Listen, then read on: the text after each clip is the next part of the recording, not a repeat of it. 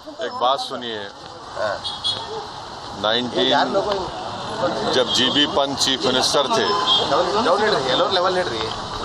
तो उस जगह पर 500 साल तक मुसलमान नमाजें पढ़े।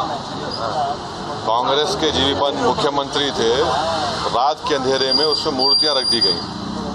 मेरी मस्जिद थी, है और रहेगी। उन्होंने मूर्तियां नहीं निकाले और फिर वहाँ पे कलेक्टर थे जिनका नाम था नायर साहब मस्जिद बंद करा के वहाँ पर पूजा शुरू कर दिए और 1950s में नायर साहब जनसंघ के पहले मेंबर ऑफ पार्लियामेंट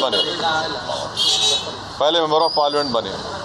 फिर 1986 में लॉक्स खोले गए, बगैर मुसलमानों को सुने। बूटा सिंह शिलान्यास कर दिए। 6 दिसंबर 1992 को सुप्रीम कोर्ट को ये वादा करके बीजेपी संघ परिवार बाबरी मस्जिद को डिमोलिश कर दिए, शहीद कर दिए।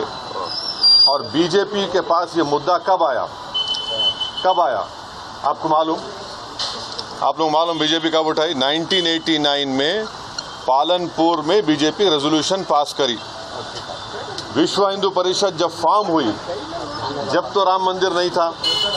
महात्मा गांधी बोले क्या?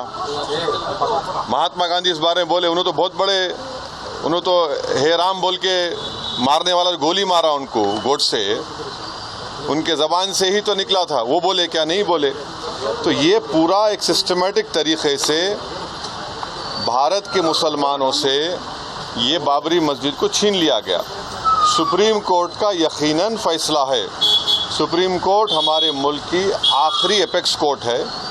टाइटल सूट था, तो टाइटल सूट में सुप्रीम कोर्ट ने ये कह दिया कि फेथ की बुनियाद पर हम ये जगह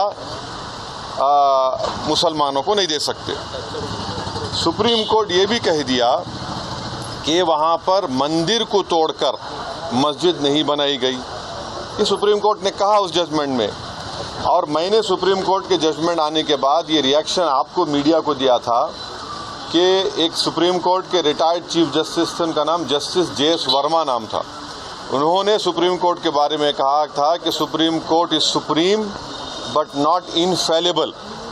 ये उन्होंने कहा था, मैं फिर से कह रहा हूँ। और मैंने उस वक्त ये कहा था कि ये जजमेंट आने के बाद ऐसे कई मुद्दे खुल जाएंगे जिसको अंग्रेजी में बोलते हैं Pandora box will be open.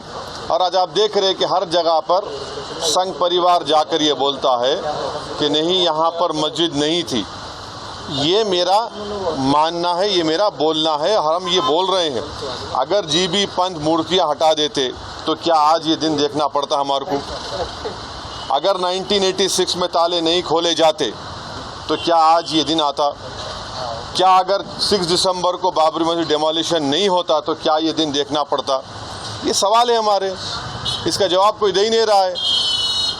और फिर ऊपर से जो अपने आप को सेकुलर बोलते हैं, वो बोल रहे हैं कि दिल्ली का मुख्यमंत्री और जो अलायंस में है, हम हर ट्यूसडे को सूरजकंड पाठ और हनुमान चालीसा स्कूल में, गवर्नमेंट स्कूल में पढ़ाएंगे। गवर्नमेंट स्कूल का कोई रिलीजन होता है क्या? है, अभी तो सबका झगड़ा चल रहा है।